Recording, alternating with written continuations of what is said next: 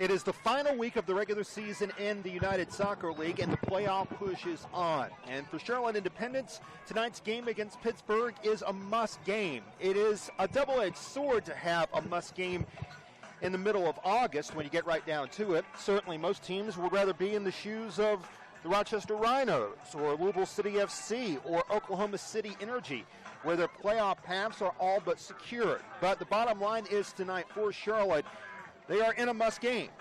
And the fact that they have a chance to make the playoffs is more than what a lot of other teams in USL can say. And tonight, Charlotte, 6 points back of the Pittsburgh Riverhounds for the final playoff spot in the Eastern Conference, square off the same team they faced 7 days ago in the Steel City. Hey, good evening. As you can see, things have gotten quite wet all of a sudden here at Ramblewood Soccer Complex, but the sprinklers have shut off after a surprise and spontaneous showing just moments ago. I'm Jeff Hamlet. Thank you for joining us here tonight on YouTube, and by my side, Patrick Daka for the second time this season. Patrick, great to see you, a former Charlotte Eagle, and it's a huge one tonight for Independence because if they win, they're within 3 points of the final playoff spot. If they lose tonight, chances are they'll just be playing out the string from here on in. Jeff, it's good to be here. It's good to be here. Love the sprinklers when they come out right before the game starts. Makes the game a little bit slick. The ball moves a little bit faster. Right. Players always love that because then they can slide tackle and all that kind of stuff. People go crazy when water gets on the field. But yeah, I mean, on a serious note, it's a big game for Charlotte. They really need to get a win on the table to close the gap between them and Pittsburgh, but also just to put a foot in towards the playoffs. It's a very important game for them today.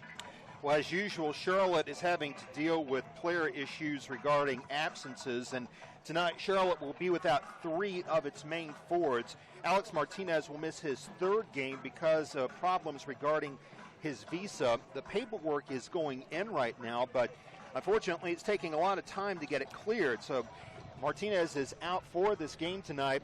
And for the 8th consecutive game, Jorge Herrera will sit out because of a calf injury he suffered back on July 11th in warm-ups leading up to the contest against Louisville City.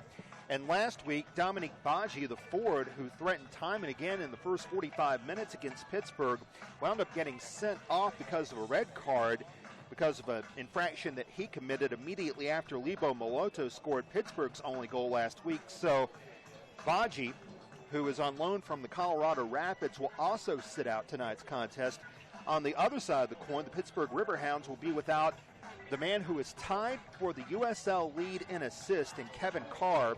He is suspended for this game after he received his 5th yellow card of the season last week against Charlotte, and because of accumulation, he will be forced to miss this contest this evening. However, the good news for Pittsburgh is the fact that they have Rob Vincent, a native of Liverpool, who has to be knocking on the door when it comes to USL MVP honors. 2nd in the league in goals, 2nd in scoring, one of the best all-around players in the league. Rob Vincent is the kind of guy, we give him a little sniff in front of goal, he's going to take it. He's not afraid to take a shot, and his technique to finish is impeccable. He's very good. Now, on the Charlotte Eagles team, the Charlotte Independence team here, missing Jorge Herrera is going to be a big impact because now you're losing a guy who's technically gifted, who understands the game, who's experienced, but you're losing the leadership that he provides. The boys feel a little bit more steadier, a little bit more stable when he's on the field. He kind of holds things together.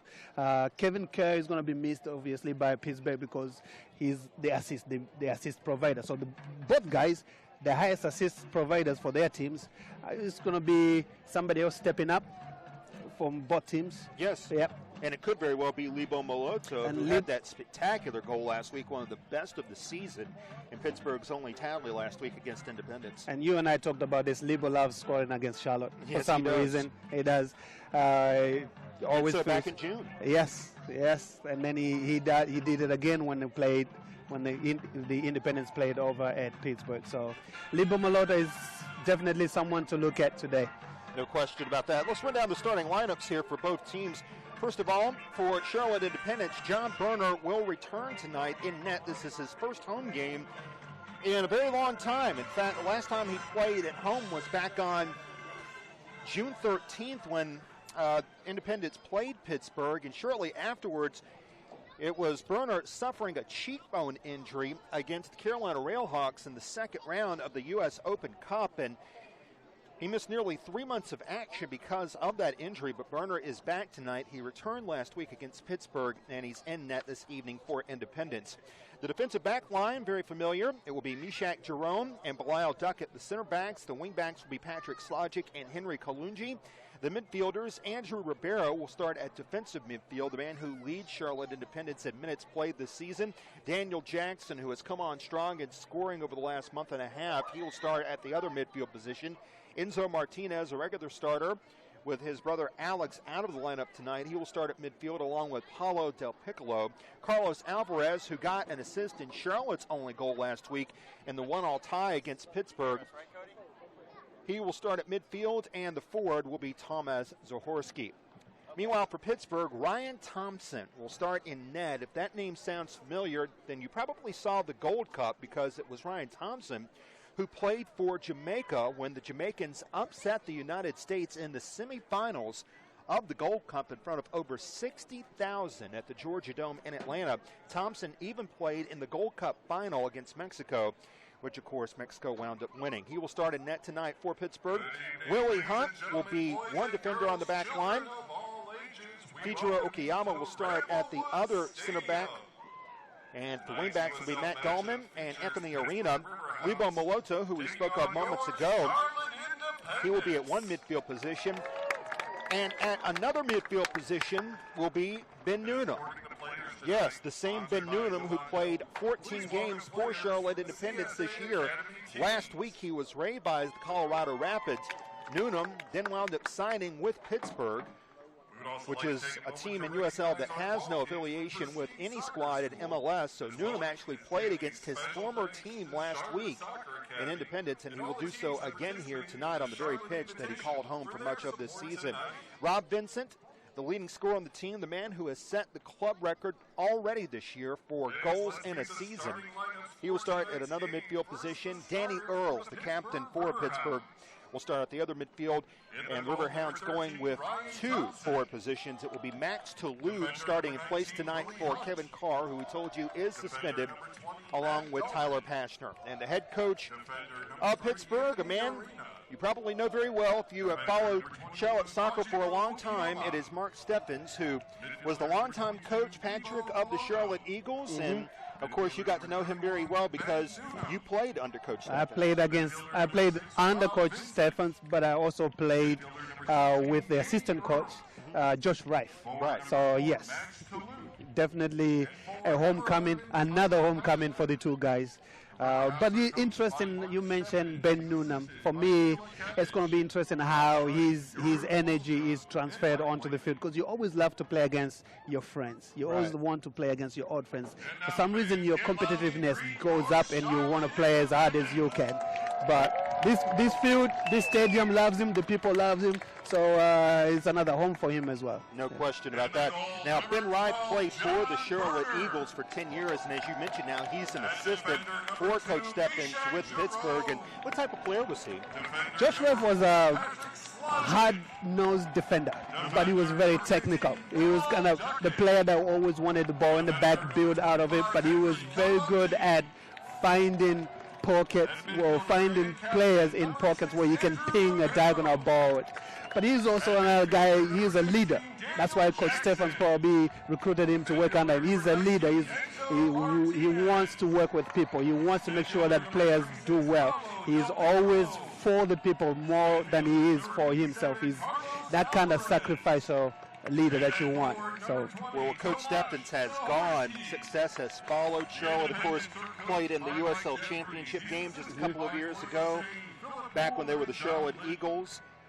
They played against Orlando City in front of over 30,000 in that championship game. That was an exciting game. That was a lot of goals in that game. That was some final, and of course last week Pittsburgh in that 1-1 draw set a club record for home attendance, over 4,000 on hand at Hallmark Stadium to watch Pittsburgh and Charlotte lock up in that 1-1 draw. We're about to have the national anthem as the procession has just taken place. Pittsburgh, as you can see, in their standard uniforms,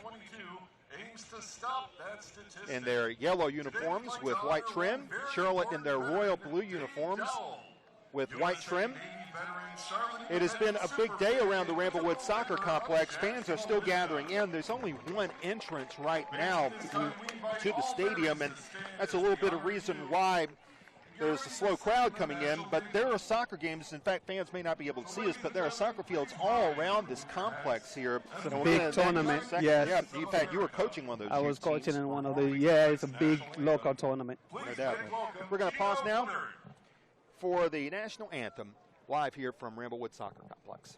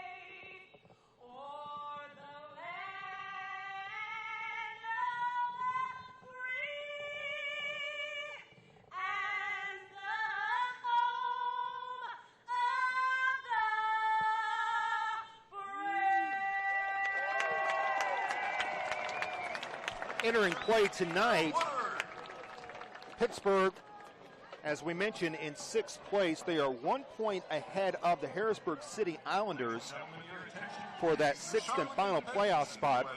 Lots of action going on tonight in USL. Right now, they are winding to a close in Portland, where Portland Timbers 2 are leading the Tulsa Roughnecks 2-0, and starting right about now in Richmond, another game that will tell a large tale in the playoff race of 2015. St. Louis FC taking on the Richmond Kickers. That's in City Stadium in the capital of Virginia. Montreal is playing Wilmington tonight out by the coast of North Carolina on the other side of the state. And the Rochester Rhinos can clinch a playoff spot officially if they can knock off Harrisburg City. And probably the headline matchup tonight in USL is going on in Louisville City at Slugger Stadium, a battle between the 2nd and 3rd place teams in USL. Louisville City FC in 2nd place with 42 points, going up against the 3rd place team, Charleston Battery, 6 points back of LCFC for 2nd place. Also tonight in the Eastern Conference, there'll be the New York Red Bulls 2 going up against Toronto FC 2. And there are lots of games also going on out west tonight, as well as Oklahoma City Energy, the team that's leading the Western Conference playoff chase right now with 40 points. They are 1 point ahead of Seattle, and they will take on the Austin Aztecs. Seattle will be in action against Los Dos, Los Angeles Galaxy 2. So a full day of soccer action if you've been following the Premier League or Bundesliga. And if you have and have managed to find your way to our YouTube channel, we thank you for doing so. Jeff Hamlin, Patrick Daka here tonight as we're about to watch Charlotte and Pittsburgh square off in a huge duel. As Charlotte looks to keep its playoff hopes alive. If they fall here tonight, chances are their chances of making the playoffs in its inaugural season will fall by the wayside. And the crowd keeps coming in. You gotta imagine that the atmosphere is gonna be electric by the time the game kicks off. Make some noise. Still have fans floating in. We still see off in the distance cars coming into the parking lot. The situation here at Ramblewood regarding amenities, still fluid in many regards, but regardless, the fan support has increased with each passing week. Charlotte will open up the game with the ball. As standing by it, Tomas Zahorski, along with Enzo Martinez. It is Charlotte in the blue, Pittsburgh in the yellow, and we are underway in this critical tilt here tonight between two teams vying for the final playoff berths in the Eastern Conference. And Charlotte starts off with the ball with Enzo Martinez coming to the right. He'll look for the cross in the box. That was quickly poked away by Anthony Arena. Running after it, Lebo Moloto. Put back in, and Thompson will run out of net to put it away. Last week, Ryan Thompson conceded just one goal, but it came when Charlotte had 10 men. They played the entire second half with 10 men. Enzo Martinez creating a disruption there and forcing a turnover, and the Charlotte attacking third. Despite playing shorthanded, Indepedence wound up getting the equalizer from Ryan Finley off a corner kick that was sent in by Carlos Alvarez. And Charlotte left the Steel City with a point. Zahorski leaves it for Jackson on the header, but was poked away and stolen by Rob Vincent, who'll clear it up the field. Vincent tries to send it to Pashner, and he wins the foot race with Duckett, puts it on net, and Berner comes out. Has to come off his line early to make a save, and we're already end to end here, and we barely played a minute. And both teams playing a similar formation, 4-4-2 with the diamond in the middle, with two guys up top to start the game. We'll see how this game progresses if they change anything. But it looks like it's going to be a back end-to-end game as far as it started right now. So let's see how the game goes. And it was a strong run by Carlos Alvarez there. He nearly left it for Danny Jackson, who was cutting across the field. Almost got to it, but Ryan Thompson once again had to run up and quell that situation. So Charlotte playing some long balls early here, something they really didn't have a benefit of doing last week since they played the majority of the game with Pittsburgh with only 10 men after Dominic Baggi was sent off. Right. Arena, one of the wingbacks. Danny Earls, the defensive midfielder who was sent off in the earlier matchup between these two teams that was in Winthrop in Rock Hill, South Carolina. Earls made a fantastic save on a ball that was sent in by Zahorski. Unfortunately for Earls, he was not wearing a green shirt that night. He was an outfielder, and that caused him to get sent off and suspended for the next game. And eventually turned into a score for Jorge Herrera, a penalty that turned into the game winner as Charlotte wound up winning despite giving up a late goal in the first half to Lebo Moloto. Speaking of Moloto, he's dueling for the ball right now with Patrick Slogic. Del Piccolo, after Slogic wins another ball. Mishak Jerome, speaking of players who played well in the Gold Cup, Mishak played for Haiti. And in the last home game here in Charlotte, he tried a shot from 40 yards that clanged off the right post. It almost went in. Back the other way, Pashner zigzagging, drops it across. Vincent tried to return service. Del Piccolo there to pick it off. Ben Noonan wearing the inverse of his number 13 that he wore with Indepedence. It was 13, now it's 31. Very similar to what Dennis Rodman did many years ago with the Chicago Bulls after he left the Detroit Pistons. You gotta watch Lebo. It's interesting that they put him right underneath the two center forwards, so he can just drift and find the spaces in between the midfield and the defenders. Lebo is dangerous in finding those spots because he's very technical and he's very good at running at defenders and finding spaces. He's going to be key to how Pittsburgh attack. But also interesting for me is Rob Vincent playing a little bit deeper He played the same role last game they played here at Winthrop. And here's Danny Jackson getting a feed from Martinez. Oh, what a tackle. A fantastic challenge by Anthony Arena. That might have saved the goal right there. Arena with a sensational stop, and he stopped Jackson right in his tracks. Excuse me, that was Willie Hunt who got him. It was 19, Willie Hunt, who made the stop of the early going. An early start where both teams have had great chances. Daniel's got some wheels. Man. He was gone now. That tackle was risky because if he had missed it, he was already on the floor. He missed the tackle. He had to time it perfectly. If he had missed it, he was on goal, through clear.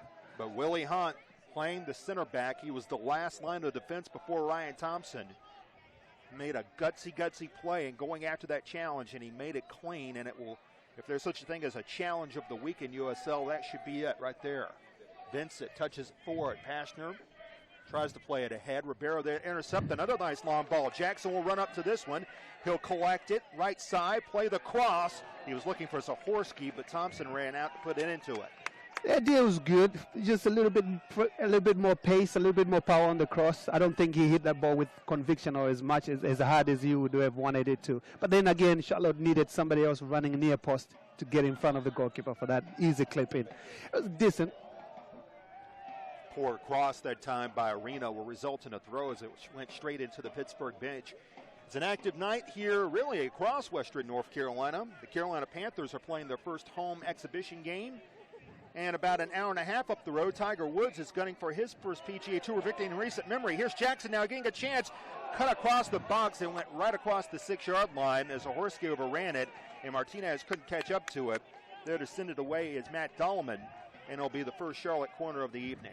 You have to say Jackson is here to play today. No doubt. Jackson is here to play. Charlotte doing a good job asking all the good questions right now.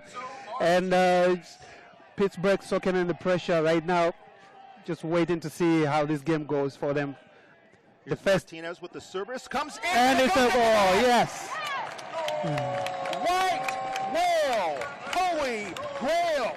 Enzo Martinez with as unique a corner as you will see.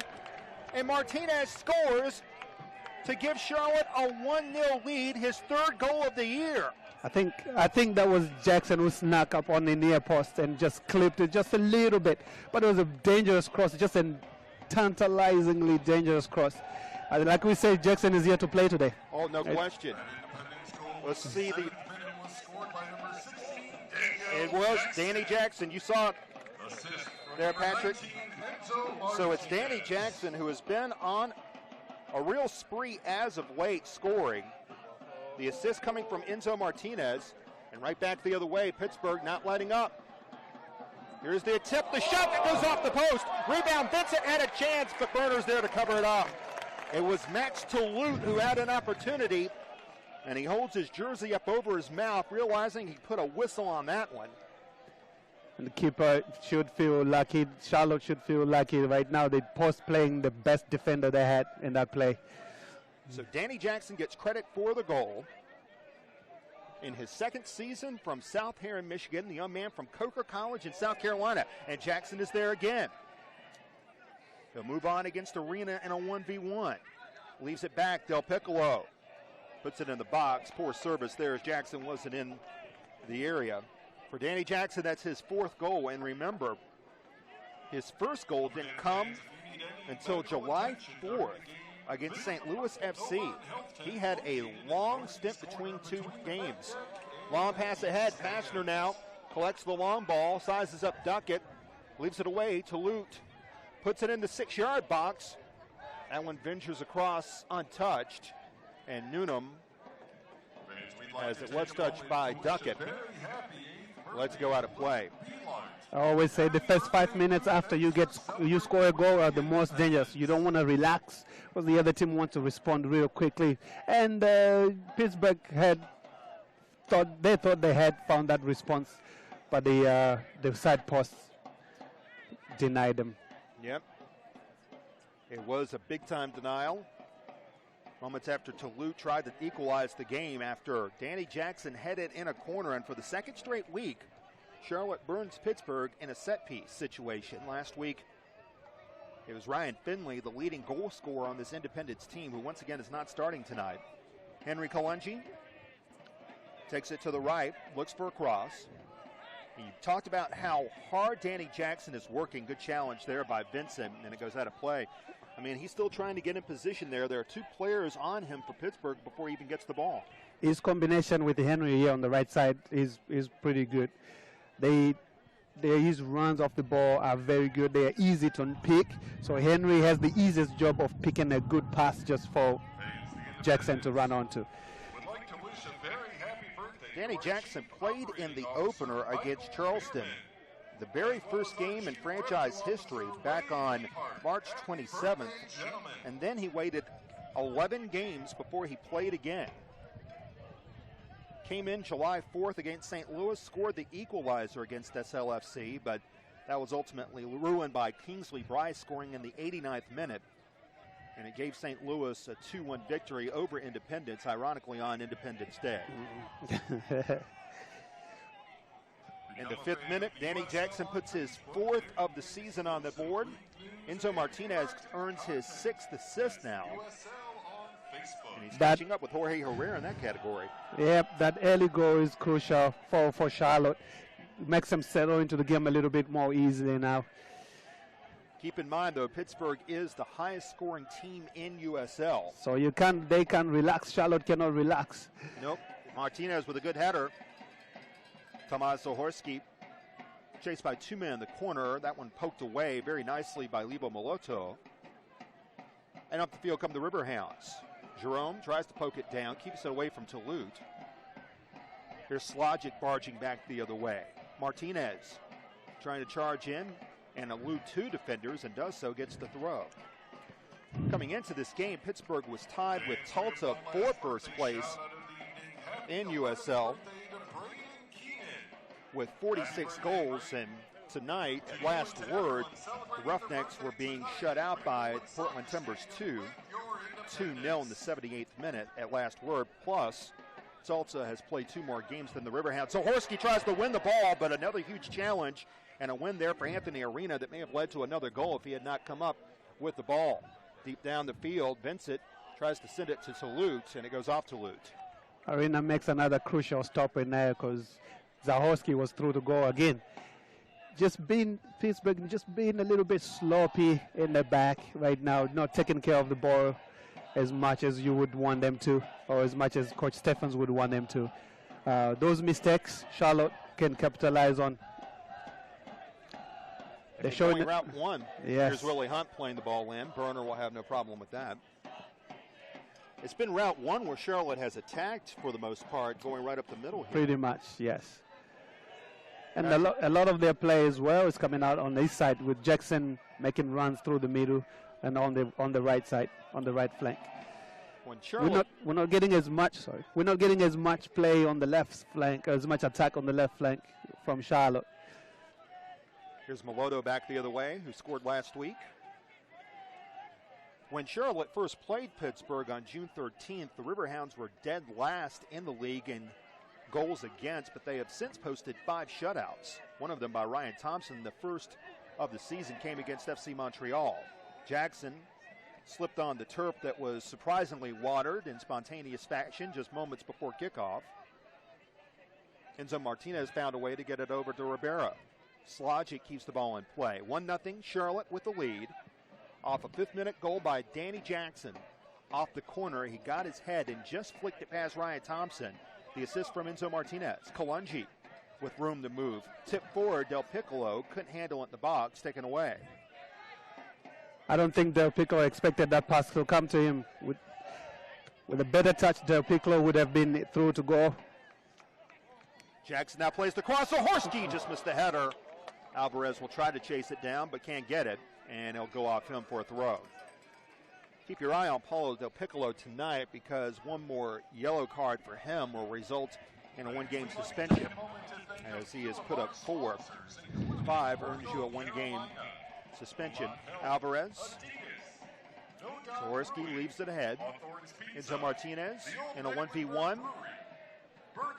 Del Piccolo forces another corner, and Charlotte again is really bending Pittsburgh's back line. It is. Del Piccolo is a key guy in that area. His runs, his movement, and his passing, his vision for pockets is very crucial. Everything is going through Del Piccolo at the moment. He and Enzo Martinez are kind of dictating the pace of the game right now. No question about that. That's why Charlotte's out to such a strong start here in what is a must-win.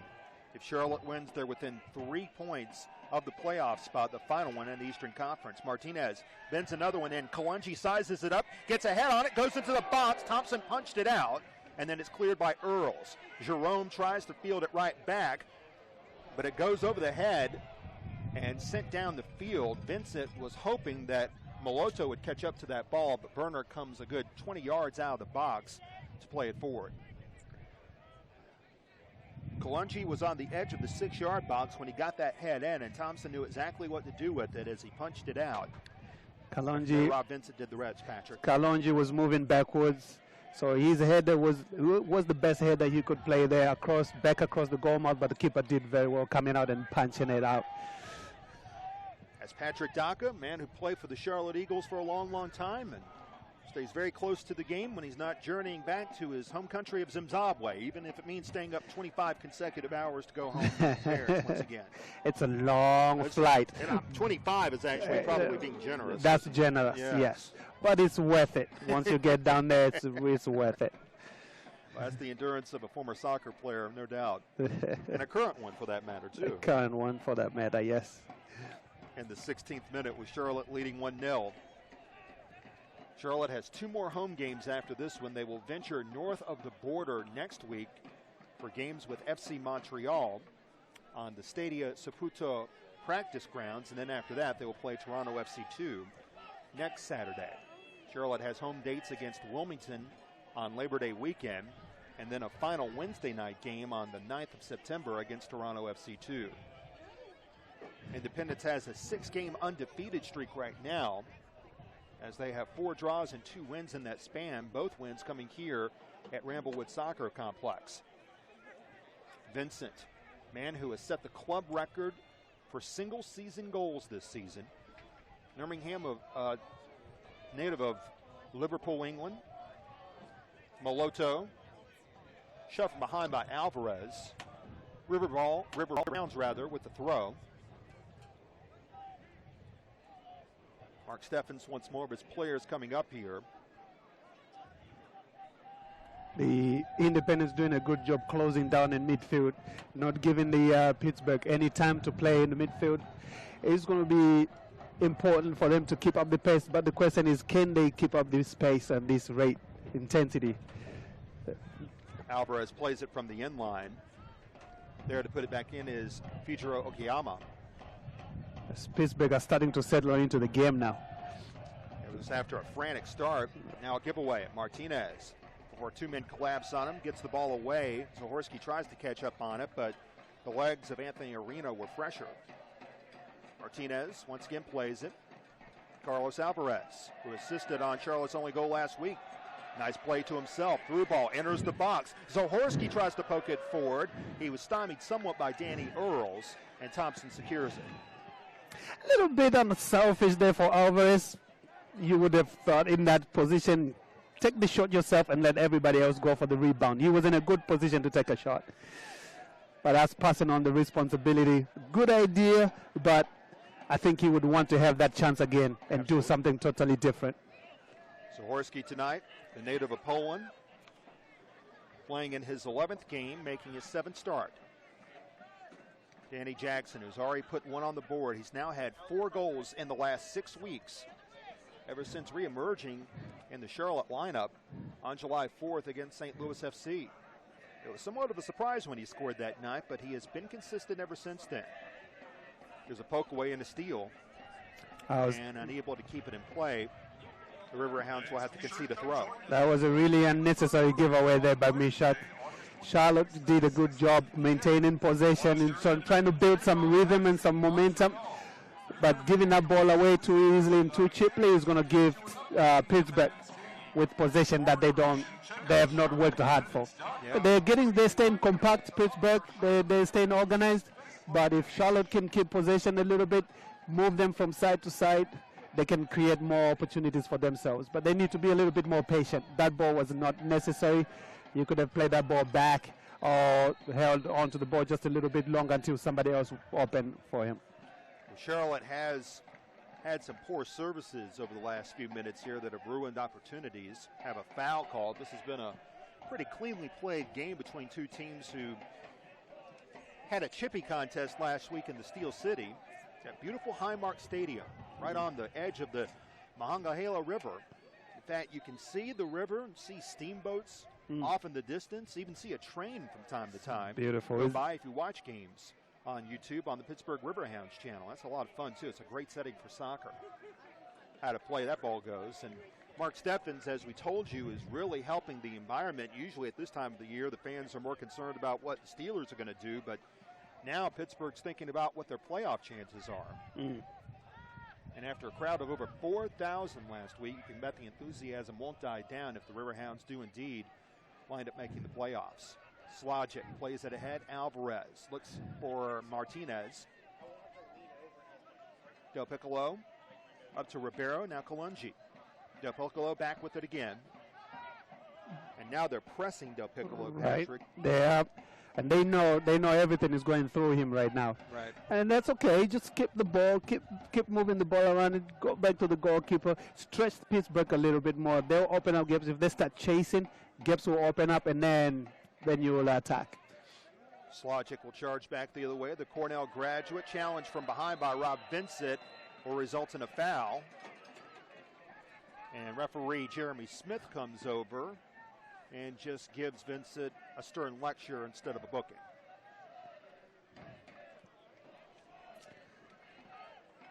So, excuse me, that's Pashner who got the Tyler warning there, the native of Elmira, Ontario in Canada, who is a rookie.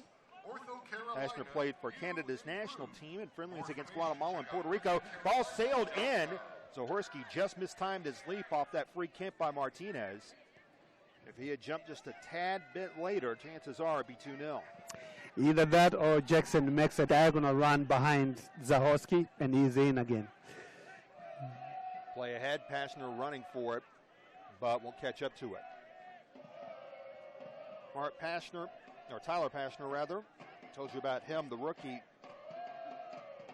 Played with Toronto FC versus Liverpool in front of 33,000 fans at the Rogers Center, formerly known as Skydome, before he journeyed down to play with Pittsburgh this season in his first professional season. Games to remember. Games to remember. No doubt. He trained as a youth with Newcastle United and then went on to play in the Toronto FC system. Good ball put forward here. Willie Hunt will charge into the box, and Bilal Duckett has to quickly come on, and Henry Kalungi there to shut down that attempt. The first time we've actually seen Fejiro Okiyama getting down into the box, into the Charlotte box, and it was a pretty dangerous one. Again, Moloto dictating everything down in the middle. Take care of Moloto and Rob Vincent, you take care of the team of Pittsburgh. Here's Vincent now. He'll set up the corner. That one quickly cleared by Jerome. And Martinez couldn't keep it in play. Pittsburgh has a flow now offensively. They want to stay on it. Moloto court screws around against Duckett. The play it away to Lute. Goes back to Dahlman. To the far end of the field. 1-0, Charlotte with the lead. Through ball, supplied by Moloto, intercepted by Berner. It was Danny Jackson who scored in the 5th minute as he headed in. A corner supplied by Enzo Martinez, and the first corner of the night has given Independence a 1-0 lead. For Independence, it's their 22nd goal of the year. They're tied for 19th in the lead. Jackson now looking for a brace. Enters the box on a 1v1. Step to the right, shut down quickly. That's great defending there by Okiyama. Just patient. Willie Hunt and Okiyama just patient. Don't dive in. Everything you want to teach your players when you coach young players. Good one. Lesser defending tonight, Danny Jackson would have a hat trick by now. But it was Willie Hunt who came up with a brave shutdown of Danny Jackson when it appeared Danny was about to enter the clear on a 1v1 in open field. Martinez wanted a foul. Instead, the ball went off him over the end line. He's got something to say to the referee because he thinks he was pulled when he nutmegged Okiyama. He got his jersey pulled back, so he's remonstrating to the referee, but he's got the corner kick. Well, indeed, Enzo did win a corner. He didn't get the foul, but he did get the corner. And this time will be Paulo Del Piccolo coming in to take this corner when usually Enzo is the man. He enters the box, and Thompson comes out to knock it away before Slogic could sail in and supply a head on it. Jerome flips the field on the right. Del Piccolo puts in the cross. Jumping for it, Slogic just over his head. And as we enter the 25th minute, it is still 1-0 Charlotte. And Pittsburgh trying to make this game more high tempo. Ryan Thompson wasting no time in supplying a short goal kick. They want to try to up the tempo here because so far this game has been played at Charlotte's tempo. Right. Melotto in the defensive backfield. Plays it for left. But there to knock it away, Kalungi from Rob Vincent. Martinez poked away by Arena. Pashner, nice ball ahead. Melotto in open field tries to return it to Pashner. Tyler will get it. 1v1 versus Kalungi. Pashner enters the box. That one denied. Duckett. Now 3 men on him. Martinez comes over to chip it away. Pashner still wins possession. Hunt will play the cross far side. Looking for Talute. Headed away by Slogic. And then Zahorski, as the ball leaves the box, will secure Charlotte possession. 1-0 Independence with the lead. As Charlotte tries to jump over St. Louis. Dangerous ball there as Talute supplies pressure on Burner. But John still gets it away, and Jerome will kick it 50 yards up the field. Alvarez wins the ball away on a soft first touch. Carlos looks to enter the box now. Stops on the right and lopped it right into the Met deck. You see what he's trying to do. He's trying to take that shot again. He's probably thinking about the earlier opportunity where he cut inside and then he tried to play Zahorski in, but then this time he decides, you know what, I'm going to go for it myself. But then the finishing wasn't quite there. He didn't strike the ball as well as he wanted. But he has to take those shots. You have to take those opportunities when they come and see if either you get a rebound or maybe you bend the ball in the top corner. You see, you never know. When you shoot, things happen. Running for the ball here, Martinez, but Arena will beat it to him. Look out, Thompson nearly had that one go past him. Ribeiro wins the ball. Earls plays it to Vincent. He'll look for Pashner, but the lead is just a tad too far. Tyler is pretty busy. He's the guy they're looking for right now. But his movement is dangerous because he's pulling the center backs away from where they need to be, away from their area of comfort. So his diagonal runs, splitting out the Independence defenders apart. But he's blessed with good pace. As the ball rockets up the field on a clearance by Khalil Duckett. Pashner hasn't had the quality service as of yet that can free up Rob Vincent, and you get the feeling right now that Pittsburgh's playing without Kevin Carr. That's having an impact on the team because they're lacking a solid 10-man right now. It is. That's why probably they have Molotto where he's playing today. But without Kevin Kerr, they're not having the guy that is very creative and would give the assist. Carr leads, or is tied for the lead in all of USL in assist, and naturally leads the team. Rob Vincent plays it ahead, but again, the service is lacking, and it results in a Charlotte goal kick. Getting some finals coming in from earlier today. As we told you, Portland was in action. And right now the Timbers are looking for their own playoff spot. They are 7 points back in the Western Conference of the Orange County Blues for the final playoff spot, but they won today over the Tulsa Roughnecks. Tulsa right now tied with Oklahoma City for that 5th place, which extends to the final playoff spot. 2-0 the final today. Portland winds up winning over the Roughnecks. That's in the Western Conference. Western Conference leaders still to play tonight in Oklahoma City, and the Eastern Conference leaders and the leaders for the regular season championship, Rochester, also just kicking off. Here it's 1-0 after Danny Jackson scored in the 5th minute from Enzo Martinez. Kalungi stands on the right as we're in the 27th minute. And Charlotte playing a more possession-oriented game here. And you hear Ribeiro calling to his teammates just to keep the ball, move the ball around. Just be patient. He's talking about building up the attack, but build it up patiently. Don't just rush it and give it up. Coach Mike Jeffries, in his first year in the Queen City, back on the sidelines tonight after he was sent off shortly before halftime in Charlotte's game against the New York Red Bulls 2 at Red Bull Arena back on August 12th, the 1-1 draw. That caused Coach Jeffries to be suspended for last Saturday's game against Pittsburgh. And it was assistant coach Troy Lascens who had to take over. The former Charleston Battery player was the head coach last week in Charlotte's other 1-1 draw from earlier this month. Lots of action on the ball as Alvarez squares off with it and ultimately wins it away.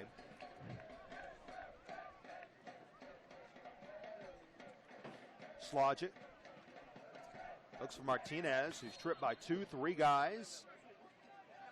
And it results in a handball being called against Indepedence.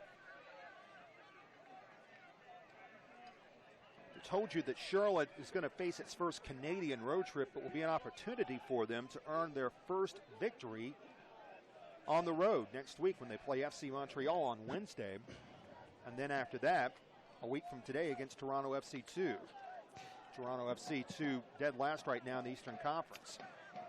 To make playoffs, Jeff, it's going to be important for Charlotte to get a win on the road. No question.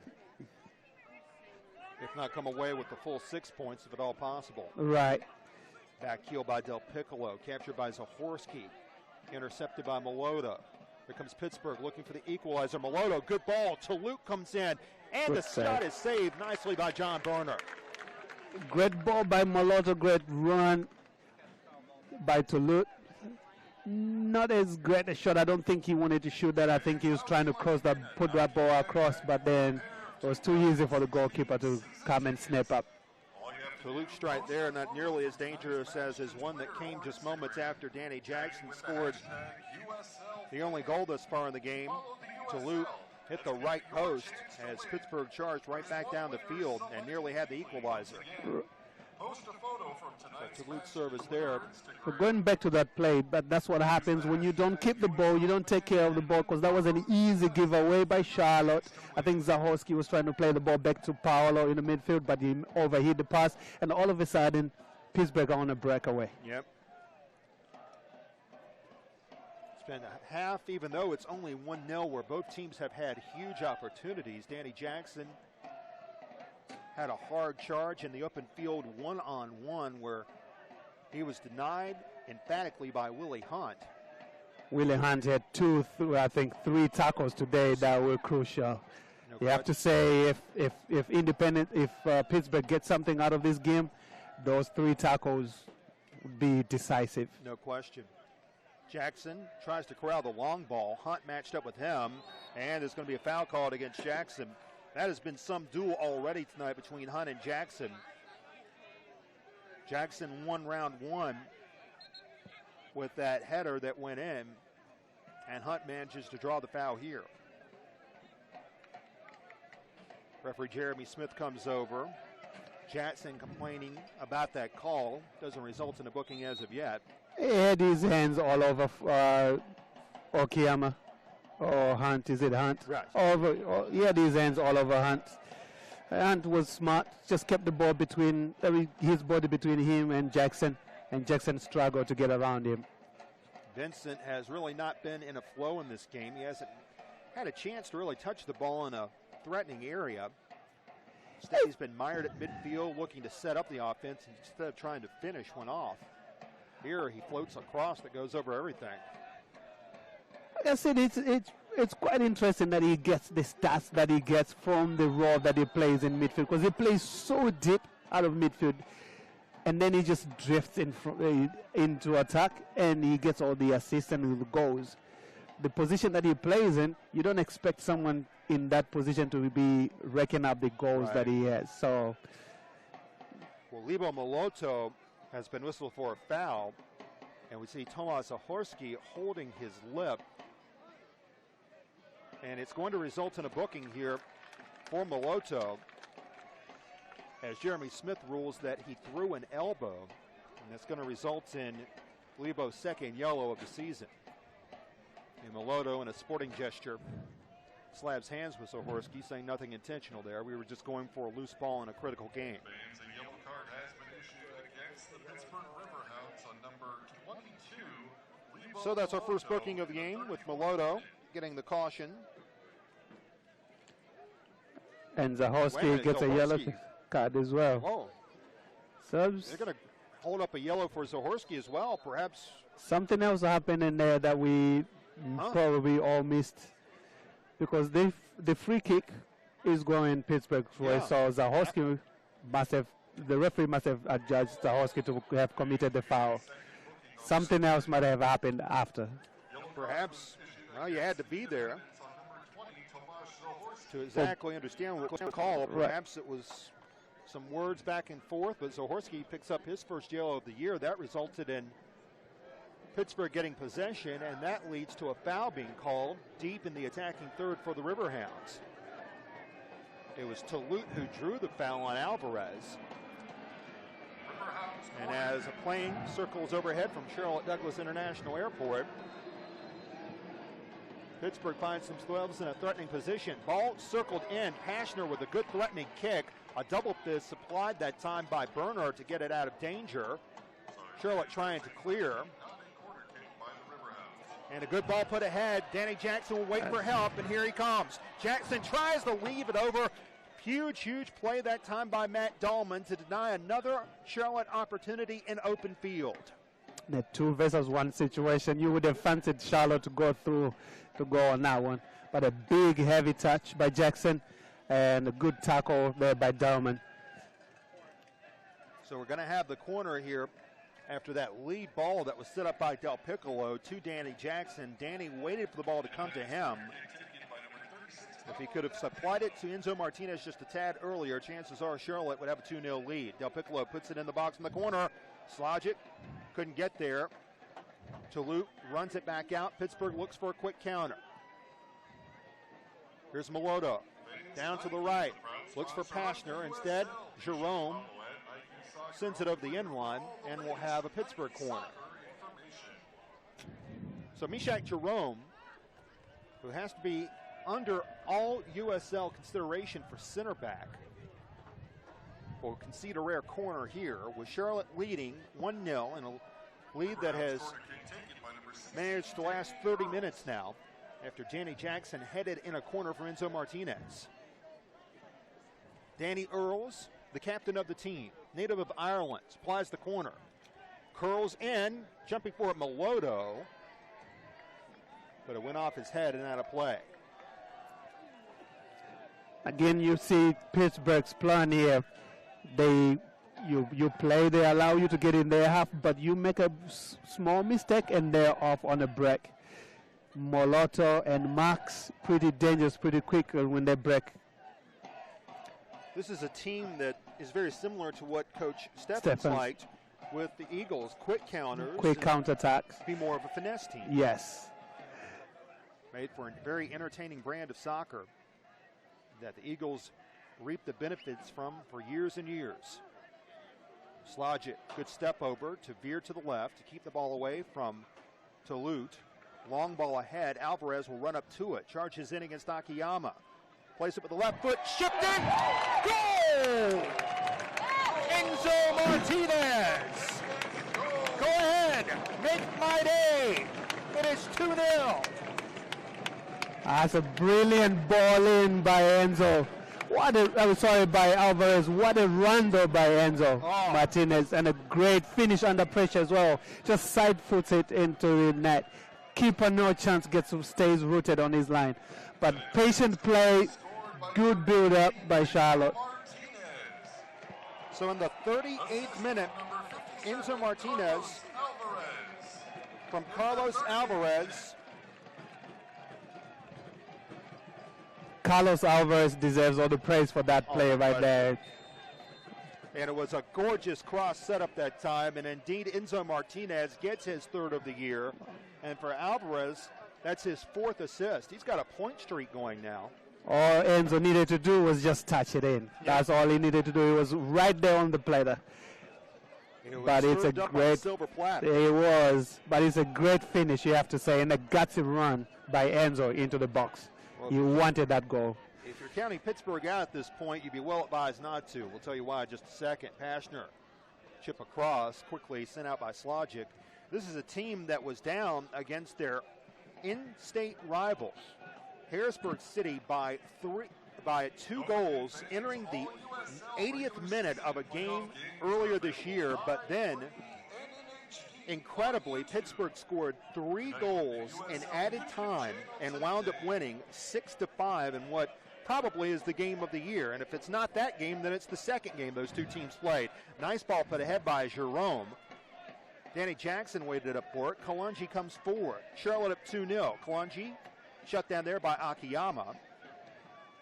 Hunt will play it forward. Here comes Danny Earls in the 40th minute. Pasher. Vincent. 2 players collapsing on him. And right now, the Riverhounds chaining passes together, hoping it will lead to something here. They badly need a goal. Remember, earlier this year in Rock Hill, South Carolina, they scored just before halftime against Charlotte when Lebo Moloto scored. Moloto throws it in for Pasher, but that's cleared away quickly by Jerome. Here comes Enzo Martinez. Run down from behind, challenge very nicely done by Dahlman. Allowed Danny Earls to intercept it.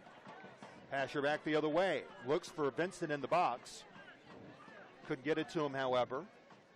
Good one-on-one defending by Jerome. And now from distance, the attempt by Moloto shut down by Berner. Moloto getting a lot of the ball here in the midfield, but he knows how to pass and move, find his own pockets. He's quick on the ball. Just as you think you're putting in a tackle, he's moving the ball off. And he's done a stellar job of it so far. It's been a good defensive effort, and you can see just how much Pittsburgh lost when they didn't have Kevin Carr when he got the yellow last week. Correct. It's like a good point guard in basketball, essentially. It's what they're lacking right now. That's what they're lacking right now. Is someone who can get the ball to the playmakers. Exactly. On the other end, the Independents are now looking for that leadership, the experience. You're leading 2-0. You're going towards a halftime. What do you do? How do you manage the game to get into a halftime? So not allow Pittsburgh to get an easy chance on the goal. Danny Earls with the ball now. Vincent looks. Pasher overplayed it. Another wasted possession, and these are starting to add up for the Riverhounds. And the body language as well showing a little bit more frustration on the Pittsburgh guys. But the game is still on. There's still plenty of time in this game. Charlotte cannot relax. Pittsburgh cannot give up. Nope. Unlike earlier games this summer here at Ramblewood Soccer Complex, it is not nearly as humid. Temperatures not exactly in triple digits as it was, say, when Charlotte played St. Louis FC. It's a nice night to play tonight. Very nice night. The surface is nice. The atmosphere is great. The temperature is great. Yep. You can't ask for a better night to play soccer. Not a fall chill, but you can tell that summer is nearing an end. Pasher plays it ahead. Here's Dahlman. Gives up to Willie Hunt. Noonan away to Vincent. Here's Hunt now, 1v1 against Kalonji. Oh, nice knife between Kalonji and Ribeiro. And that forces Henry to take the ball back, but he couldn't find anyone open, so he concedes a throw. Danny Jackson from Enzo Martinez in the 5th minute, and in the 38th, Enzo Martinez scored a goal of his own. Here's a ball going in. Tolute looked like he got more of a shoulder on it than a head, but regardless, it goes in, and Berner's there to field it. So, John Berner, who has pitched 2 shutouts this season, including the first in franchise history in Charlotte's first ever victory against Louisville City back on May 2nd. That was followed by Charlotte's second ever shutout 6 days later when they played their first game at Eagles Field in Winthrop University at Rock Hill, South Carolina. It was not long after that that Burner suffered that cheekbone injury that kept him out of action for 3 months. Martinez, Alvarez now on the left. Hillcourt screwed around as we wind down the final minutes here of the first half, and it's been an excellent one for Independence and a must-win. They lead 2-0. Kalungi, Danny Jackson, who opened things up. Good ball to Zahorski. Forced outside the box. Kalungi will look for a cross. Willie Hunt challenges him. He gets the cross off anyway. Okiyama is there to send it away. Jerome, with Pashner rushing from behind, calmly heads it away. Slogic. And back comes Independence now, enjoying a 2-0 lead at home in front of what looks like a crowd of over 2,000 more than likely here tonight, which is very good considering the Panthers are playing uptown just 2 miles away. Good ball here. Kalungi plays it for Martinez. And not only play the cross, but Danny Earl shut him down. And not only are they enjoying the night and the atmosphere, but they are enjoying the possession as well. The run of play right now is towards the Charlotte Independence. They've been a little bit more patient, playing a little bit more passes, short passes, and trying to get in behind them, behind Pittsburgh whenever they can. But then the services need to be a little bit quicker, and Zahorski, if Zahorski can make his run to the near post as quickly as he can, it opens up space for midfielders to run in behind him. Ball free in the net, headed off the line by Earls, and he just got it away. And it's going to be a foul whistled. The high kick. Charlotte. Boy, that was a dangerous, dangerous play because Thompson had that ball go behind him, and he was behind the ball momentarily. Thompson was in no man's land that play. Del Piccolo with a well-served corner. Not bad for someone who really has not taken all that many corners this year. Usually, he's probably 4th on the depth chart when it comes to kicking the ball away in set pieces behind Herrera and Alex Martinez as well as Enzo Martinez. Services have been great off of corner kicks. It's pretty dangerous. We saw the first goal came off of corner kicks. And then we had a couple, Independence had a couple of chances as well from set pieces. So the services have been great. It's just needing people at the end of the services to finish off. Zahorski. Good play by Ribeiro tonight between 2 players. Couldn't win the ball, though. Vincent will charge back the other way. Here comes Pittsburgh trying for a late counter. Zahorski challenges him from behind. Vincent screams in frustration. And he's looking at Tyler Pashner, and the two appear to be having a bit of an argument as the first half whistle sounds. Yeah, Rob was looking for a different run from Tyler. Tyler didn't provide that run, so Rob kind of had to hold on to the ball for a little bit longer than he needed to allow Charlotte to come back and pressure. That's why Rob was frustrated with that. Yep. As Zahorski goes off the field, he had a brief chat with Jeremy Smith about what exactly that yellow was for that he picked up earlier, moments after Lebo Maloto got his yellow. But regardless, Charlotte can't look past the fact they may have played their best half of the season here in the first half. Patrick, you haven't seen all the games live here, but this was an excellent half that Independence played in taking a 2-0 lead against the highest scoring team in the league. Jeff, this has been an entertaining game. I have to say, I have to admit, they're playing with a little bit more composure, a little bit more technique, a little bit more experience than the last game I saw when they played Pittsburgh up in Winthrop. They have a little bit something about them. They want to push for that playoff, and you can see in the way they approach the game right from the beginning and how they are attacking Pittsburgh. The game plan is working for Coach Jeffries. I'm pretty sure Coach Mark Stephens is going to come back in the second half and say, listen, guys, we can't give up this late. Charlotte is only 6 points behind us, but to have 2 games in hand. They win this game, they close it down to 3 points. So Coach Stephens is going to come back in the second half with probably a different plan and see how to see this game out and probably attack Charlotte a little bit more. No question about that, because the Riverhounds can score an awful lot of goals in a very brief amount of time. Well, we're going to dump out here for a break. We'll be back in about 10 minutes, so stay tuned here on your YouTube channel as we continue with the second half of tonight's contest between Charlotte and Pittsburgh, live here from Rebelwood Soccer Complex. I'm Jeff Hamlin with Patrick Daka, and Independence with a 2-0 lead on the Riverhounds as we go into halftime. Stay with us.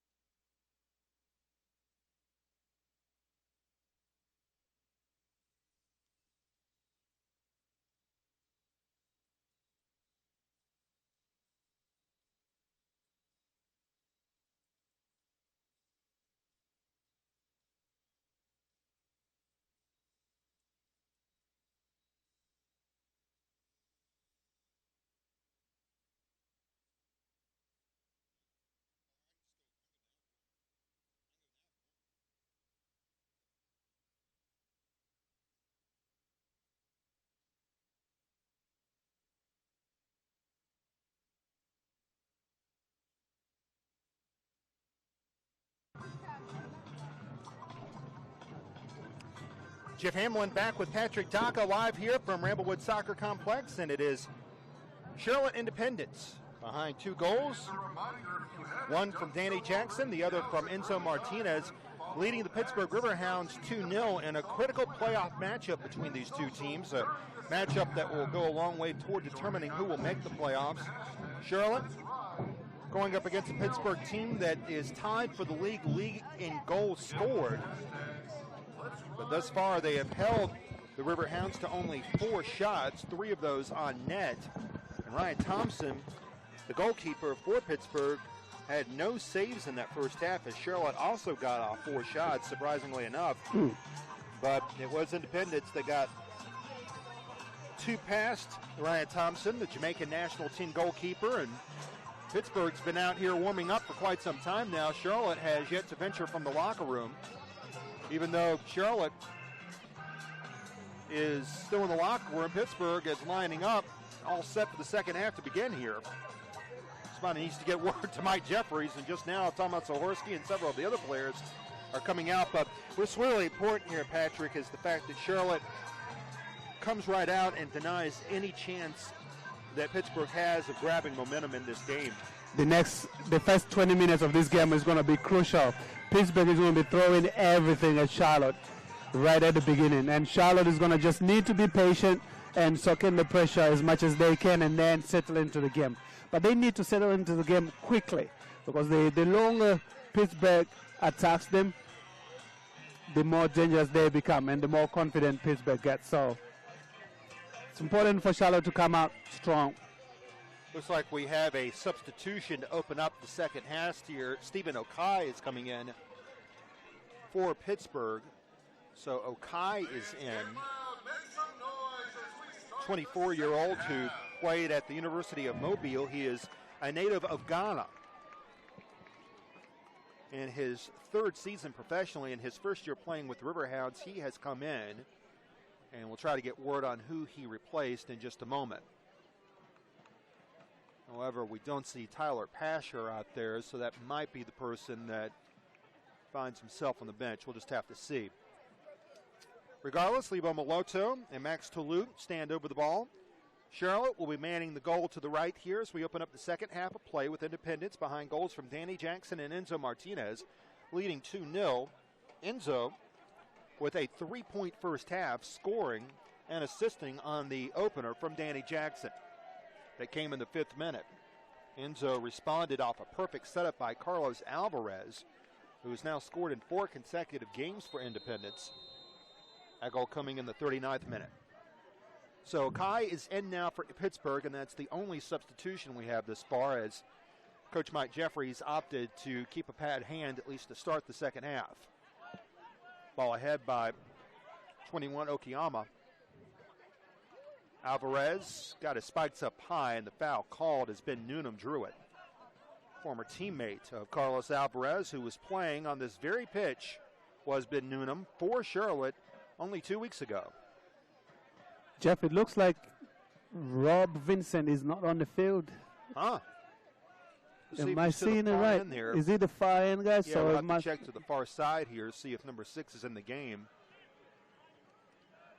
Ball goes off a Pittsburgh That's player. him, Rob Vincent. So they pushed Rob Vincent up on the left side. Yep. So Tyler Pasha is makes way for Okai.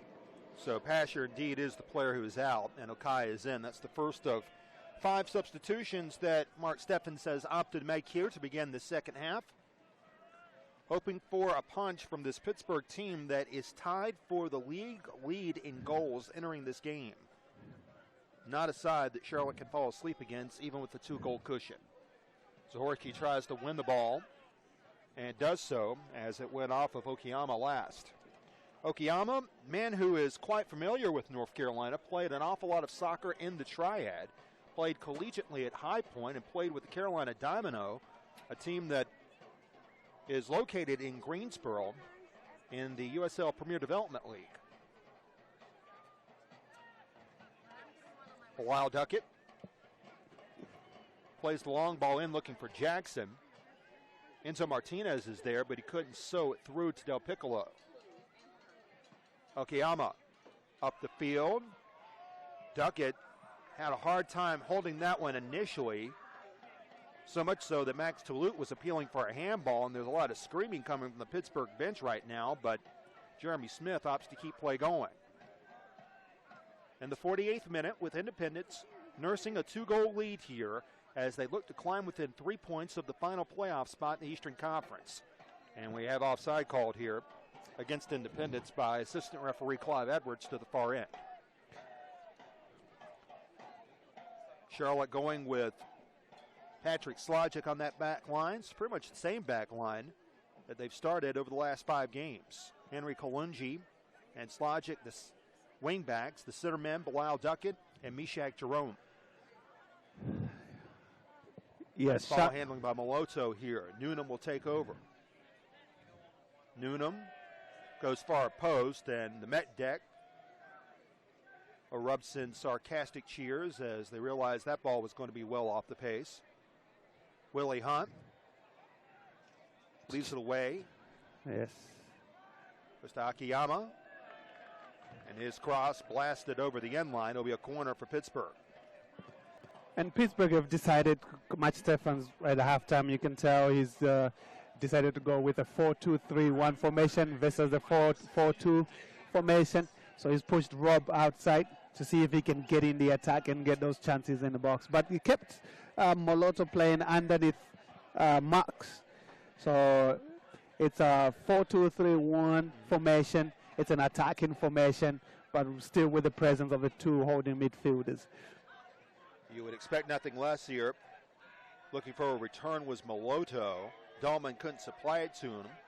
Dahlman takes the ball away after the Charlotte clearance.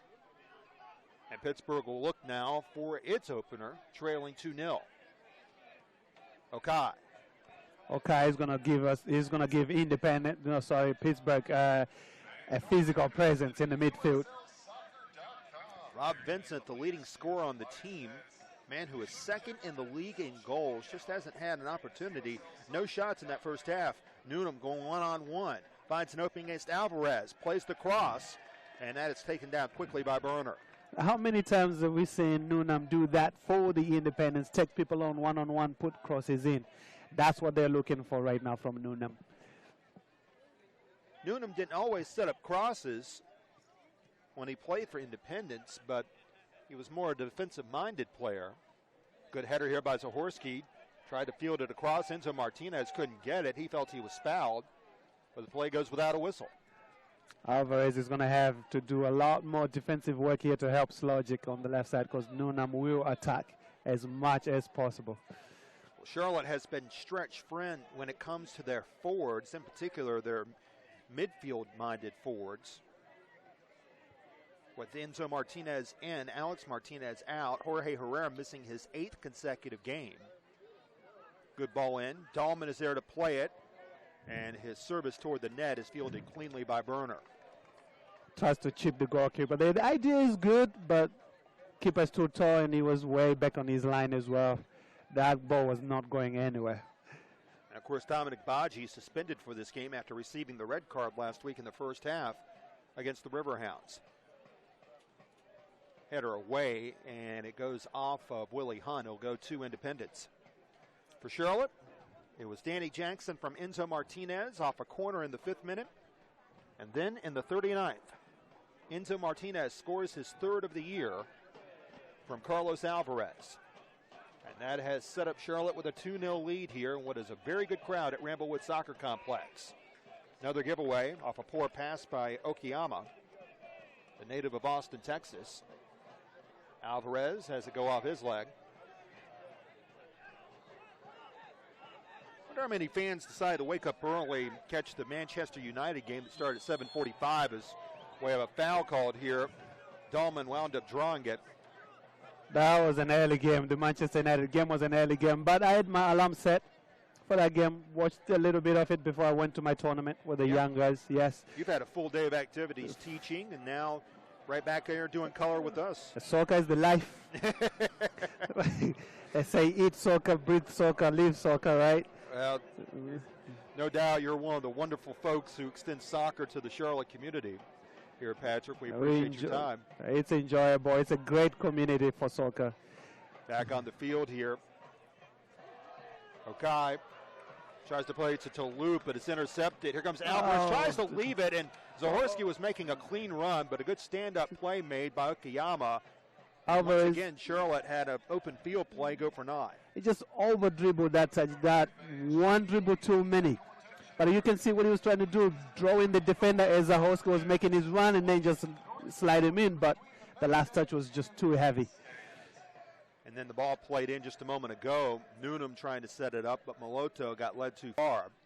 And John Burner once again comes out of net. Burner with 2 saves. Each team had 4 shots in the first half. Charlotte got 2 past Jamaican national goalkeeper Ryan Thompson to earn the 2-0 lead. Zahorski with the through ball. The attempt at a clearance went off Zahorski's leg. Akiyama will play it away to Thompson. He sends 70 yards up the field. Jerome. Yes, Pittsburgh has settled into this game a little bit quicker than the Independence. The Independence need to find their rhythm, need to connect the next pass, rather than worry about trying to make that final pass or the killer pass. Just connect the next pass, just build their rhythm and slowly get back into the game. Because right now, Pittsburgh have the better of the play. Pittsburgh's been the more urgent of the 2 teams thus far, and understandably so when you look at the scoreboard. But this contest certainly didn't start that way. It was Charlotte who felt a pressing need to come out on top. Danny Jackson had a hard rush in the 3rd minute, an open field that was stopped in its tracks by Willie. Controls the ball now for Pittsburgh. Hunt 8 challenges of the season to halt the momentum of Jackson, but then Jackson would come back to bite Pittsburgh on the corner. That's a pretty tough ball to deal with for the goalkeeper. Thompson has been somewhat shaky here tonight as he's given up 2 possessions off poor passes in his direction, 2 poor back passes. And that pass is coming way high, and he's looking at the lights, the glare of the lights, and the ball is white, and as it bounces right in front of him, he can't take any chances with it, so he just clears it and puts it wherever it goes. But that pass back to the goalkeeper has to be clean, and it has to be easy for the goalkeeper to handle. That's giving too much work for the goalkeeper. Talk about a size disadvantage. About Matt Dahlman, who's all 5'9", going up against the 6'6" Patrick Slogic for a 50-50 ball. And remarkably, it was Dahlman who found enough space to win it. Okay. Moloto up the field. Couldn't get it to Akiyama. It's been a struggle for Pittsburgh to change possessions, especially with cross-field passes. Right. They haven't had much of an opportunity to do that because the passes have just been off for Charlotte's back line. It's been that good. And with the little water that they put on the sprinklers, the ball skips when you play it. So the passes have to be accurate. The runs have to be there. For those who weren't with us just moments before the game started, the sprinklers popped up here at Ramblewood Soccer Complex just a few minutes before kickoff. Clearly something that the fans weren't anticipating because a few of them got wet. Ben Noonan to the right, the former Indepedence player as of just 2 weeks ago, but was waived last week by the Colorado Rapids and found himself a free agent signed with the Riverhounds, one of the few independent teams remaining in USL. Here's Dahlman looking to play, goes far side, headed away by Kalungi. Danny Jackson fields it to Ribeiro. Here's Zahorski now. Charlotte leading 2-0. It was discovered this week and announced this week that Pittsburgh will have another team in Pennsylvania to contend with in USL, as Lehigh Valley was announced as the newest franchise in USL, joining Cincinnati and Rio Grande Valley as the newest teams that will jump aboard the expanding USL train as of 2016. Oh, nice side move here by Danny Jackson, and he'll use those long strides to take the ball down the field here. But Charlotte not pressing in any way, as they want to just disrupt Pittsburgh possessions and run as much clock as they can, enjoying a 2-0 lead. Jerome plays it away. Slogic. Carlos Alvarez mans the ball. Matthew Dahlman defending him. Del Piccolo. That's much better from Independence. Just build your rhythm. No need to rush it. Kalungi tries to run down this long ball and play it off of Vincent, and he does so for a corner. Very nice effort by Kalungi. That's what the Independence need to do earlier on in the game. Just be patient, just connect the next pass, and things will open up when you start to do that. But when you rush it, Pittsburgh will just sit in, win it, and then they will attack you. They have nothing to lose now, Pittsburgh. They're already losing 2-0. They just want to go forward and score goals. Independence have something to protect. So they have to be a little bit more methodical in their approach. Del Piccolo sends it in the 6-yard box. Slogic found himself open for just a moment, but it was headed away from danger by Dahlman. Very nicely done. Del Piccolo tries to play it in the box once again, deflected. Here's the worm burner that goes off of Thompson. The shot's applied by Alvarez that was at the very top of the 18-yard box, and it almost took a tricky hop right over Thompson. Good layoff by Jackson as well. They're very, very nicely done in front. And Alvarez coming out with a pretty good shot. Good save by the goalkeeper. Here's an in-swinger, goes off the head of Kalungi and just over the crossbar. Henry bidding for his first goal. And you played against Henry Kalungi many moons ago. Played against him. Hated to play against him. It was a hard tackler. Always, for some reason, always ended up playing against each other, finding each other on the field. But he's a solid player. I know he's coming from an injury that sidelined him for a while, but back in the day, he was a very tough defender to deal with. Kalungi was injured in a friendly against Crystal Palace last year when he played with the Richmond Kickers, and he tore his ACL, which kept him out of action for over a year. Found himself without a job and was signed early this summer by Indepedence. Running for the ball, and quite leisurely so, was Thompson. Zahorsky was making a hard charge at that, but Thompson wound up with it anyway. What a nice guy as well, Kalungi is a very outstanding guy. Very nice guy. He played at Winthrop, the native of Uganda. Ishak Jerome, a native of Haiti, flips it forward. Back heel by Martinez. Couldn't find the leg of Alvarez, and it's taken back over by Noonan. And now Martinez steps right in front of Thompson and nearly won a corner in the process. Thompson leaving dangerously back there. Yeah. But that's good. Feeling that Pittsburgh's fallen asleep at the wheel here with several lazy possessions defensively. But that's good pressure by Enzo, not giving up on that play. This might turn out to be the best crowd of the season at Ramblewood Soccer Complex that has settled in on a very comfortable evening. One more weekend game remaining here, and then they'll have a weeknight game to wrap up the home slate against Toronto FC 2, and who knows, maybe if everything bounces right for Charlotte, they'll host a playoff game. Sometimes you never can tell. Dahlman ahead. Okai plays it very well. Toulouse will try to run. He'll try to get a foot on it, and he manages to beat Burner. Toulouse close to the net. He's defended by Kalungi. Goes to the top. Okai to the left. Vincent will fire. Goes off the crossbar. Dahlman there to play it. Put it back in the box. Piccolo put it right back out. And Charlotte, for the second time in this game, watches Pittsburgh, and Martinez appealing for a handball as he got his spike up high going up against Akiyama, and a Martinez who will wind up with the yellow, who's pleading for a handball. But for Martinez, that will be his third yellow of the year. Martinez might protest all he wants right there, but he got his Okiyama's yes. His foot was too high. Yes. It was a dangerous play. It was certainly a dangerous play, and Jeremy Smith made the correct ruling.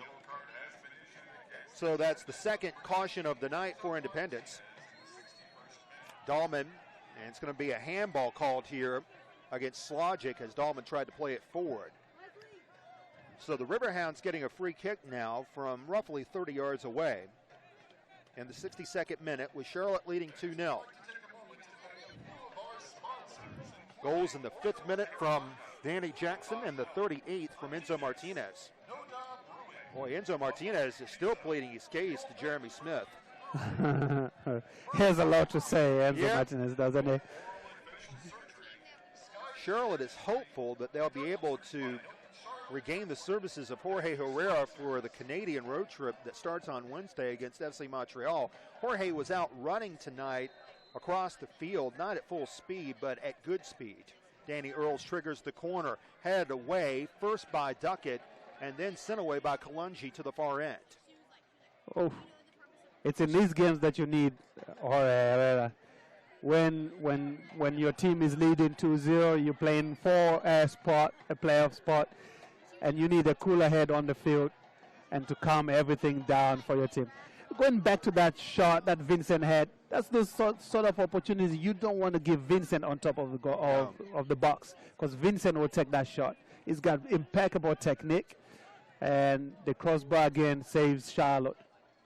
Well, Vincent has been named to the All-USL team 6 times this season. Once he has been USL Player of the Week after he scored a hat trick against the Wilmington Hammerheads. We're in week 23 of the season. Vincent has been USL, All-USL in week 3, 6, 7, 11, 16, and 20. It's been a busy man. No doubt. And you can see why he will almost certainly wind up on the All-USL team at season's end. Here's Alvarez off a nice setup, tripped up from behind by Okai. Thompson will get a chance to clear it 40 yards up the field. That was an important interception by Okai because Alvarez was through. Zahorski's run pulled all the defenders away, and Alvarez was taking that space Zahorski had left, and with the defenders moving apart. It's 3 good runs tonight by Carlos Alvarez. Yes, definitely. One of them, of course, set up the second goal, the insurance by Enzo Martinez. 2-0 Charlotte. They need, I get a feeling that Charlotte needs another goal. Just to be safe, they need another goal. Because you're playing against a team that scores a lot of goals. And a 2-0 game is the most dangerous scoreline you can have. Absolutely. Because one goal changes everything. It was Moloto setting up the volley by Vincent. And the fact he got it close to the frame forced a corner as it went off of Jerome's foot over the inline. Charlotte players warming up down to the other end of the field, but thus far no one has been called to the assistants table. Stephen Okai has been the only substitute to report into the game. Mike Jeffrey still has his full allotment of 5 substitutions to work with. Header coming in, and Okai was almost there, but Berner stepped right in front of him for another double fist shot that would have made Roddy Piper proud. Long ball by Dahlman, comes on net. Oh, what a fine save that time by Berner. That was a deceiving ball. That was a deceiving ball. I think it took a little deflection off of Zahorski, and that could have caused a little bit more problems for Berner. So John Berner preserving what would be his 3rd clean sheet of the year if he were to get it. But he's still got 25 minutes to work with here and change. Still 2-0 Charlotte. Ribeiro takes over the ball. The man who leads the team in minutes played. Good ball to Alvarez. Down on the left. Poor pass behind Martinez. Intercepted by Earls. Alvarez and Enzo are not on the same page on that one right there. But I was just going to say there, Jeff, Charlotte needs to start winning high balls. All the balls in the air right now, Pittsburgh are coming first. Charlotte's kind of waiting for the second ball, but you cannot always wait for the second ball. That's a good play. And here's an overrun on a ball that Martinez takes over, supplies it in the 6-yard box. Hunt there to clear it. Del Piccolo keeps the pressure on, but Earls will take over after Ribeiro's touch was too hard. Vincent drops it off. Hunt, Pittsburgh looking for a quick counter. Up it goes to Lebo Moloto, who scored last week against Charlotte. Challenge provided there, and Indepedence trying to win possession. Moloto can't get the ball back, so Horsky goes down. No whistle. Jeremy Smith didn't see anything. So Horsky now gets up. Perhaps miraculous recovery. Ball centered in, taken over by Dahlman. So we go to the 67th minute with Independence holding on to a 2-0 lead. I wonder if the ref is going to be calling, was it Willie Hunt who made that foul on Zahorski? Right. When the ball goes out for a card. And that time Newnham touched it last as the ball couldn't be corralled by the Riverhound defensive back. Patrick Slogic once again manning that left side very, very well there, Patrick. And Slogic has been very, very good in attacking at times this year, but he's been an excellent shutdown. In the back, he's doing a fantastic job. He's shielding his center backs. He's doing a great job when the Independents are attacking, but definitely a fantastic left back. I know he's a center back by trade, right? But playing him on the left back is not a bad thing either, because right now he's doing a great job. He has alternated between the two, right? Because Ben Noonan is a tough customer to deal with. Kalungi will head this one away from Moloto, and Ribeiro's there to recover it for Independence. And Ribeiro has done well as well. He's stayed in the midfield. He's kind of holding things together for the Independents in the midfield. But he just needs to calm down, get his team working together, get his team moving. But he disrupts a lot of play in the midfield right there. In the first half, it was Ribeiro who was the key guy. But right now, in the second half, for me, it's Ribeiro. If he can organize the midfield and win the midfield battle, this game will be home and dry for the Independents. Yep. And it's one that Charlotte desperately needs, as they will finish up with a flurry of games over the last 4 weeks of the regular season here. They'll have, in fact, this is the start of 3 games over the next 7 days. Good header to Moloto. Okai flips the field. Dahlman will take it on the right. Slogic will match up on him. Burner comes out of the net to again double-fisted. Jackson plays it forward. Here's Martinez going down, and the foul will be called. And we're going to have our second Pittsburgh substitution, and it appears we'll also have our first Charlotte one. And it appears that Fijiro Okayama will go out of the game now. So Okayama is out. And Miro Sabrillo will come in for him. Sabrillo from Hamilton, Ontario, Canada, who was all USL in Week 10 after he scored the game-winning goal against Richmond. He scored 2 goals in 2014, his rookie year. And he pushes up top. So it looks like they're going back again to a diamond in the midfield and 2 up top. It appears that Raphael Cox is going to check in for Charlotte, who has frequently been the first sub off the bench. Del Piccolo. Ball goes off of number 4, Max Toulouse. And now Danny Jackson will leave the game. And if this score stands, Danny Jackson will have a game-winning goal for the second time this year. And Raphael Cox will come on in his place. So here comes Raphael Cox, the native of Tacoma, Washington, who played with the Washington Huskies in his 5th professional season, who briefly played for Real Salt Lake in MLS and even scored with the Lion Kings. Alvarez touched that one last. Cox also has played with Atlanta and Tampa Bay of the NASL. Speaking of the Rowdies, they were in the news yesterday as they fired their head coach and their general manager. That announcement came yesterday, just weeks after they made a prominent signing. Tampa Bay Rowdies. It's a high turnover job. Yes, it is. It's a high turnover job. You got to produce the results. Yeah. At the NASL, of course, in the USL, it's the same way. They put more of a premium on results here. Here's the ball going in. Trebillo will have a chance at a header off a fine service coming in, but he put it wide.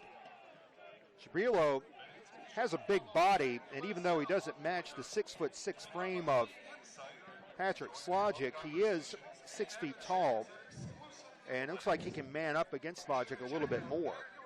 He's a strong fella. He was able to hold off Slogic in that play, and Slogic is not a small guy to hold off. In the 72nd minute now, with Charlotte holding on to a 2-0 lead. After Trebillo's header missed the frame, Burner puts the sky kick in the air. There to win that, Ben Noonan, the former Independence player. Charlotte probably looking for fresher legs right now. That's why Raphael Cox is on the field. There'll be more substitutes. In fact, there's another substitute. Looks like he's headed to the assistants table now. Right. Talking with Mike Jeffries. Bilal Duckett keeps that ball away. Anywhere it goes right now. Anywhere it does. And we're going to have our third Pittsburgh substitute of the game now coming in the 72nd minute. And we'll see who's leaving the field.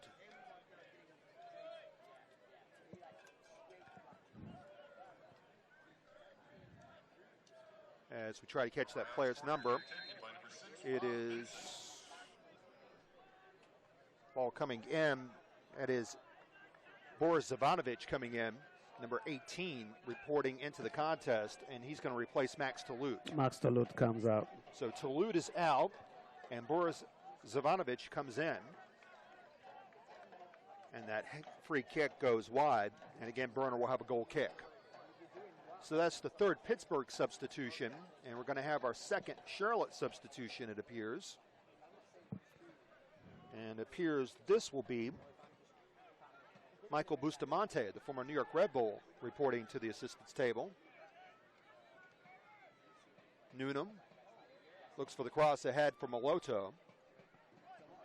Charlotte has given up a shot that hit the post earlier this half, but that's really the closest that Pittsburgh has come to scoring this far in the frame. Pittsburgh would feel a little hard done by the frame today. They hit the post in the first half and they hit the crossbar in the second half. They must be thinking, is this the day? Is this our luck today or lack thereof? I have to feel a little bit cursed. Okai goes down. It's going to lead to a Charlotte foul and perhaps a little bit more here.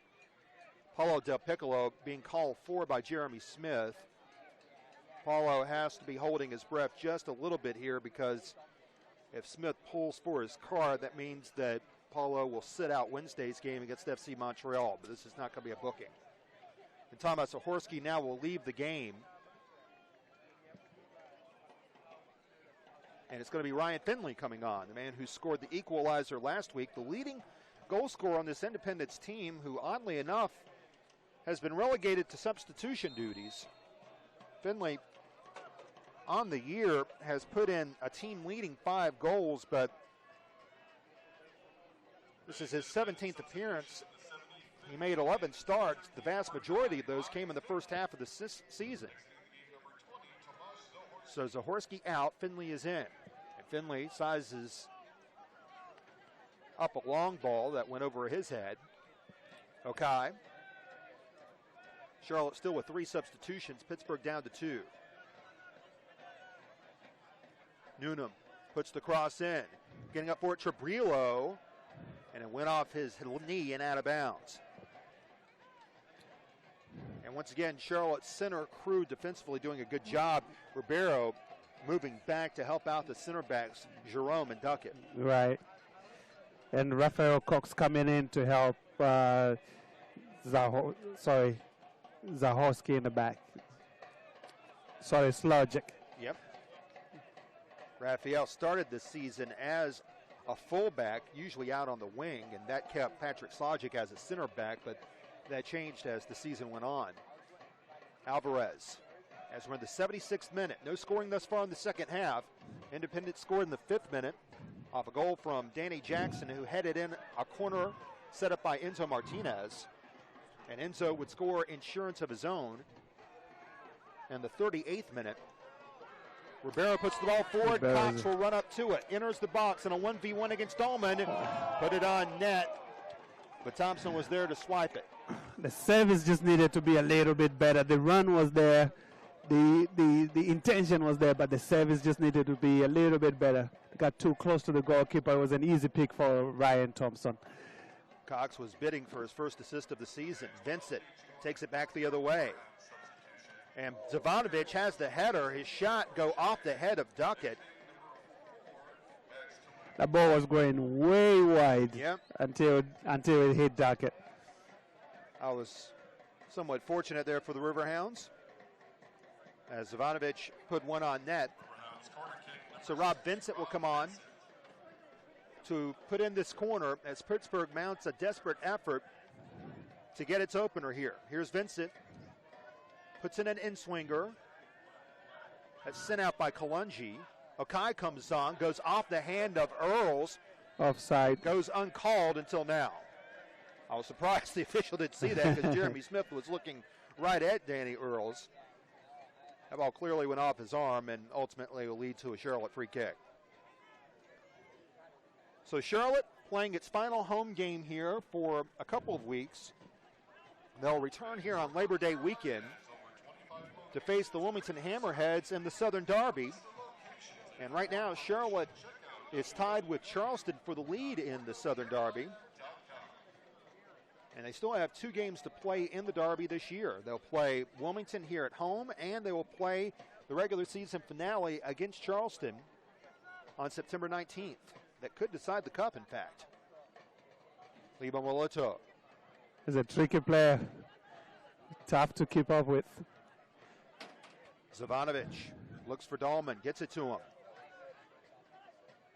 Zavanovic now plays it in, Dahlman plays it in the box. Slogic will get there first and send it up the field. Acrobatic kick keeps it in play by Okai. Here's Cox. Ahead to Enzo. He'll leave it on the right. Alvarez coming in. Finley wants it in the box. Calls for the ball. Can't get it yet. Alvarez service there for Cox was intercepted by Okai. And back come the Riverhounds. Long ball by Noonan. Taken down nicely. Zavanovic calling for the ball in the box now. Chabrillo will fire it. And it just went off the webbing.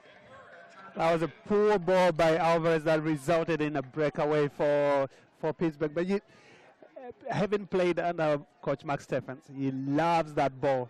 Ball from the right flank, diagonal long switch to the other side. And it keeps the defense on their toes, but it keeps them off balance. Right. Because you're coming to pressure the ball, but then the ball is played diagonally long, and now you have to track back again.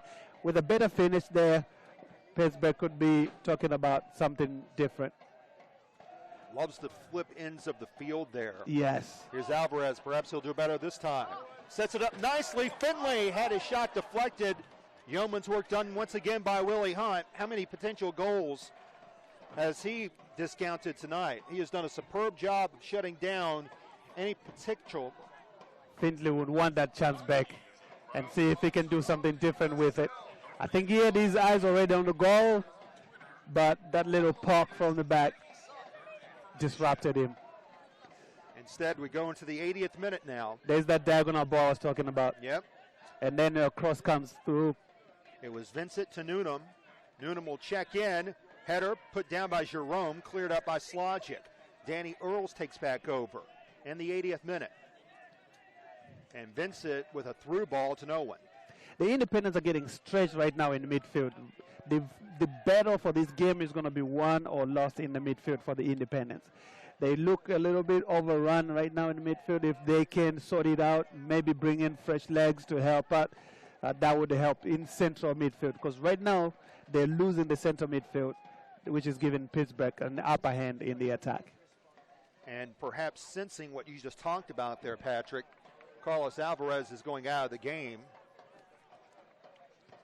And then the other question is, do they need to still play with 2 forwards, or do they need to drop another forward back into midfield, clog the midfield up a little bit, have numbers up in midfield, and play with 1 forward up top? Well, it looks like they're going to drop a forward because Jack Metcalf has come into the game, and he's more of a defensive-minded player. Young man from Clemson University reports in to replace Carlos Alvarez. Alvarez with several good runs tonight, and he continues his point-scoring streak off the assist Enzo Martinez. In the 81st minute, Jerome pokes it away from Trebrillo. And Enzo is playing deeper now in midfield as well, so which leaves Finley all by himself up top. Nonetheless, Ryan made a mad dash for a ball that was ultimately fielded by Willie Hunt and tucked away to Thompson. Okai passes to Danny Earls, the native of Ireland, who is the captain of the team. Okai looks for the ball and gets it from Vincent. Pittsburgh looking desperately for its first goal of the game. They rarely get shut out for very long. The team that leads USL in scoring. They're tied for first along with Tulsa, but Tulsa's played 2 more games than the Riverhounds. Here's Vincent now to the left. Plays it alongside, sliding challenge made, and sent away. Metcalf, after the turnover was created, and sent down the field. Well, ultimately, Patrick, this has been a defensive-minded half here for Independence. They really haven't had many major opportunities, aside from a few good runs by Carlos Alvarez, but they haven't needed them. The point here is to get 3 points. The point is to get 3 points. You're exactly right. Right now, if they attack as much as Pittsburgh is attacking, the game will open up. But then it will open up in favor of Pittsburgh. Right? They just all right they want to do right now is just organize, stay compact, and let Pittsburgh do all the running, and then maybe hit them on the break, kind of like what they tried to do earlier with the Alvarez pass. That's right. There goes Okai back the other way, who checked in at the beginning of the half. Enzo Martinez. He hounds Danny Earls. Hunt moves the ball up the field. But again, Charlotte just not giving very much, and that back line is not bending a bit. No. So the longer Pittsburgh chases the game, the more open they get, and the more chances the Independence will get probably to hit them on a break for the final goal. Metcalf made a run that's going to set up a Charlotte throw, and we're going to have our fourth Charlotte substitution of the game now. And Andrew Ribeiro is going to take a rare leave of absence here. A man who leads the team in minutes played is actually going to leave the game. I think he's just getting a water break. Somebody else is coming off. Right. Is it Enzo's coming off? Yeah, Enzo's going to come off. I was about to say, I don't think I've seen Andrew leave a game this year. That's going to remain the case. He's going to stay in there. Right. He's certainly the Cal Ripken of this team. So it's going to be Michael Bustamante coming in. Michael sits right in the midfield right now. So again, more support for Ribeiro in midfield. So Bustamante, man who went to Boston University, a former New York Red Bull, checks in, and Charlotte's going to have, it's going to be here, a corner or a throw. It's going to be a throw. As we enter the 85th minute. Charlotte hasn't made it look pretty this half. They've just been efficient defensively. And they're bidding to become one of the few teams to shut out the Pittsburgh Riverhounds this year. Long ball put in, strong strike by Ribeiro that was knocked down by Okai. Here's Bustamante now in the deep corner. Man who was drafted by the New York Red Bulls, played with them for a season, was waived earlier this year. That was a good shot. That was a good strike. Right now it's game management time for Charlotte. Put the ball in the corner. Take your time to take the corner kick. No need to rush things. Max Stephens, the coach, he hates gamemanship.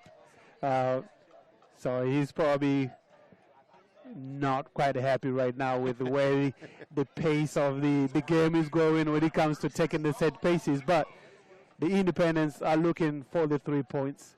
They need the 3 points. He's not a fan of delays of goal kicks. No, he's not. He's a big fan of fair play. Let's win doing the right thing. Let's lose doing the right thing. So the throw-in that trickled into the box was taken down by Thompson. Pittsburgh will send its final substitution into the game at the next dead ball as we're in the 86th minute. And some fans who are on the net deck think they've seen enough for the night. Del Piccolo earned the ball from Duckett. Now Cox, smooth first touch, will charge in on Dahlman. Here's Raphael curling to the middle of the field. Cox still with the run, but Charlotte's not looking for offense.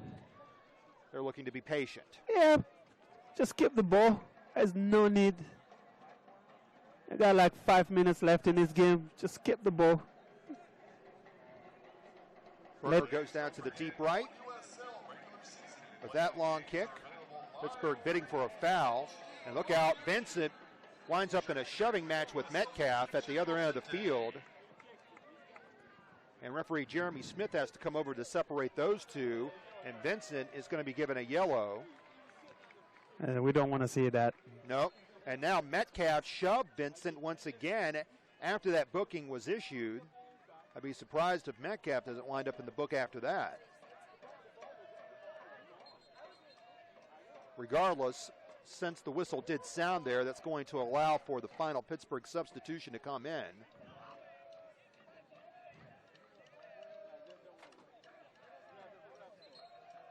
And we'll see who comes in here and who leaves.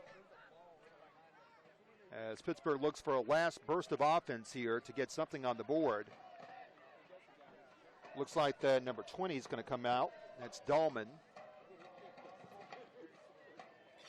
Rob Vincent still talking with Jeremy Smith, as you can see. Still pleading his case. There's no way once the referee gives you a yellow card, whatever decision is made, he's not going to rescind it. Nope. Just get on and go on with the game. Well, Rob Vincent picks up his 4th yellow. So next time he picks up a yellow, that will cost him a 1-game suspension. And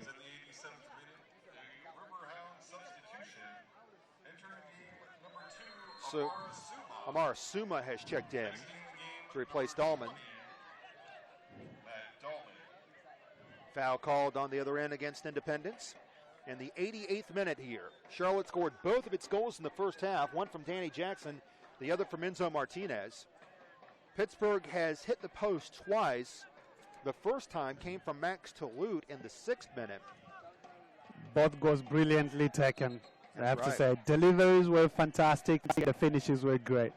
Keeper could do nothing about those. You can't look at your goalkeeper and say you could have had that. Yep. John Berner bidding for his 3rd clean sheet of the year, and to do it against Pittsburgh would be quite a feather in his cap, the highest scoring team in the league. Danny Earls will trigger the free kick. Comes in, and it's off the head, and it's in the net. We'll see who got it. Looks like Willie Hunt got him.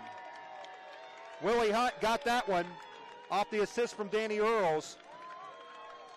And some of the Pittsburgh fans make their presence felt here as they have journeyed down from Pittsburgh, and Willie Hunt winds up scoring late here.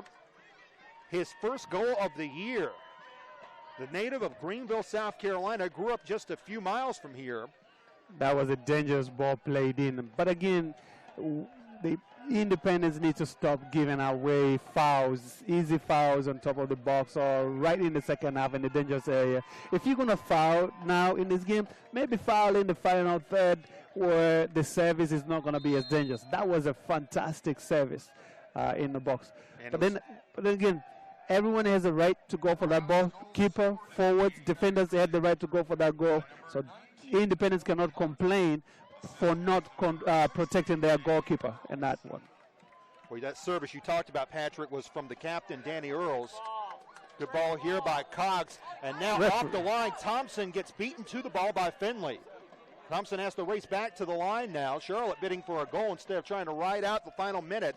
We're about to have the announcement of closing time here. Del Piccolo with the challenge.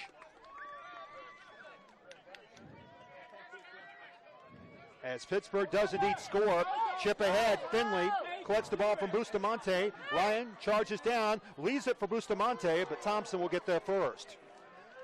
Pittsburgh, as we have yet to have the announcement for how much time will be added on, but I believe I see 4 minutes are going to be tacked on here, 4 minutes. Pittsburgh has enough time, and another flop fielding pass. Nicely done. Suma with it. Suma goes into the box. One touch. Headed out very nicely by Jerome. That was an excellent setup that time off the pass. That came in from Ben Noonan, who was trying to break his former team's heart. Pittsburgh, as they always do, finding a way to become dangerous. Suma. Ribeiro couldn't clear it. Suma charging in after it is Earls, and it's going to be a foul. Earls winds up in the middle of a real dust-up here with several Charlotte players. Duckett almost has to be separated, and the assistants now have to come in from the sidelines to intervene here before things get too ugly. The Charlotte players very upset at Danny Earls over that challenge. That's a dangerous challenge. Now we have another shove here against Ryan Finley. And Jeremy Smith is going to have his work cut out for him here trying to untangle this mess. And another Pittsburgh player now has come back out. And he and Finley, in fact, it's Finley and Ben Noonan, the former Charlotte player. And now a red has been given to Ryan Finley. Well, you think some previous tensions boiling over from training are popping up here? Ben Noonan, the former Independence player, taking the face of his former teammate, and Finley has been sent off. Some personal issues getting resolved the wrong way here, and very unnecessary red card as well. Mike Jeffries is upset at Ryan Finley because now Charlotte will have to finish out this game with 10 men, and we'll see if any other cards will be issued. There almost certainly will be. But whatever Finley did had to be something quite dramatic because Jeremy Smith wasted no time in pulling out the red and showing it to the striker for Independence. So Finley is off, and we'll see who else goes off. It's a necessary red card to get whatever your reasoning is for that. It's very unnecessary. Your team is about a couple minutes away from collecting a crucial 3 points, and you get a red card for it. And Danny Earls has been shown a red, and for the second time this year, Danny Earls gets a red card against Independence. Remember, he got one for a diving save that he made as a midfielder. That one was not debatable. This one here, he is debating. But for the second time this year, Danny Earls has earned a red card, and we're going to finish out this game at the very least 10 on 10, unless there's more to come, and there very well could be. That was a dangerous tackle. Yep. Whichever way you look at it, the tackle was dangerous. But then the reaction and the response of the players. Obviously, you want to protect your players and you want to be there for your players, but there's a way to do it. That's why you have the referee in the midfield. Now both teams are playing with 10 men, and guys are going to miss the next couple games just because of. And this puts added pressure on the referee here. Right. Because not only do you have to dole out who's going to stay in the game and who's going to leave, but we're in the middle now of added time. The original indication was 4 minutes, and now the referee almost has to guess exactly how much time is going to remain in this game here. And that's why he's communicating with his assistants over there. See the other assistant looking at his clock, looking at his watch, and now they're going to add time to the game. We had a similar situation unfold in Mexico's semifinal game in the Gold Cup that was as ugly a scene as you can get against Panama. I think this will be handled a lot more orderly than that was. I see another yellow card coming up. I think that was for the shove. That was against Ben Noonan. Right. Who was in the midst of a fiery argument against Ryan Finley, his former teammate. Wow, it's been an interesting return home for Ben Noonan, huh? His second game with the Riverhounds, his second game against his former team, and he earns a yellow. And then the ugly scenes in an otherwise well-contested game. Yes. A beautiful game. And then ugly scenes at the end of that game.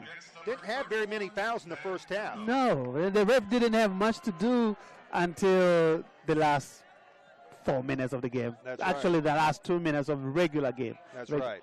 Regular time. So we'll just see exactly when Jeremy Smith sounds the final whistle.